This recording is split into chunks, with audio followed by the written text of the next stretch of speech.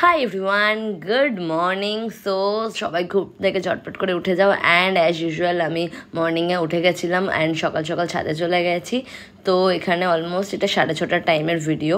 তো আমি স্ট্রেচিং করছিলাম অ্যান্ড আফটার দ্যাট ওয়ার্কআউট করবো, দেন প্রপার কুল ডাউন করবো।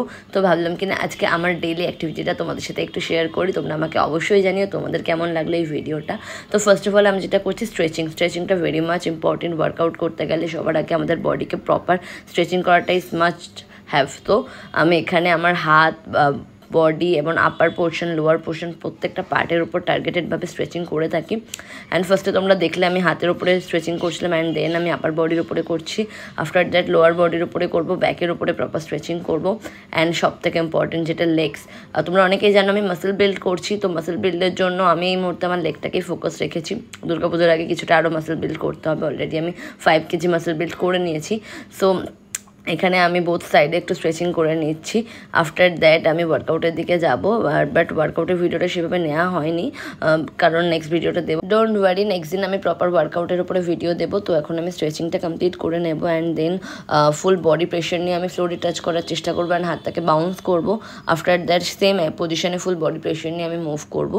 তো ওয়ার্কআউটের মধ্যে কিছু কিছু স্পেসিফিক জিনিস আমাদেরকে মাথায় রাখতে হবে। আমাদের লেগস প্রপার আছে কিনা, আমাদের বডি টাইপ প্রপার, মানে বডি স্ট্রাকচারটাকে প্রপার আমরা রেখেছি কিনা। তো এগুলো একটু ইম্পর্টেন্ট থাকে। আমি রেকমেন্ড করবো প্রত্যেকে প্রপার গাইডেন্সের থ্রু ওয়ার্কআউট করার জন্য, যারা স্পেশালি বাড়িতে থেকে ওয়ার্কআউট করতে চাও। ইভেন তোমরা চাইলে আমাদের 3 days ট্রায়াল সেশনও নিতে পারো, যেখানে আমরা ফ্রি অফ কস্টে 5 to 7 days পর্যন্ত ওয়ার্কআউট দেখিয়ে থাকি, ওয়ার্কআউট শিখিয়ে থাকি। তো সেখান থেকে তোমাদের অনেকটা হেল্প হয়ে যাবে। অ্যান্ড স্ট্রেচিং করার পরে আমি প্রপার ওয়ার্কআউট করে নিয়েছিলাম।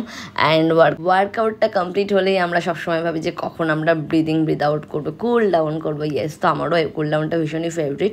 তো কুল ডাউন করার আগে আমি সবার আগে বাটারফ্লাই করি অ্যান্ড বাটারফ্লাই কমপ্লিট করার পরে আমি প্রপার কুল ডাউন করছিলাম, ফুল বডিকে রিল্যাক্স করছিলাম, proper breathe in breathe out করছিলাম অ্যান্ড ব্রিথটাকে হোল্ড করে রাখছিলাম, যেটা ভেরি মাচ ইম্পর্টেন্ট। অ্যান্ড যেভাবে আমরা ওয়ার্কআউটটার টাইমে বডিকে হিট করি, সেমভাবে আমাদের বডিটাকে প্রপার কুল ডাউন করাটাও ভেরি মাচ ইম্পর্টেন্ট।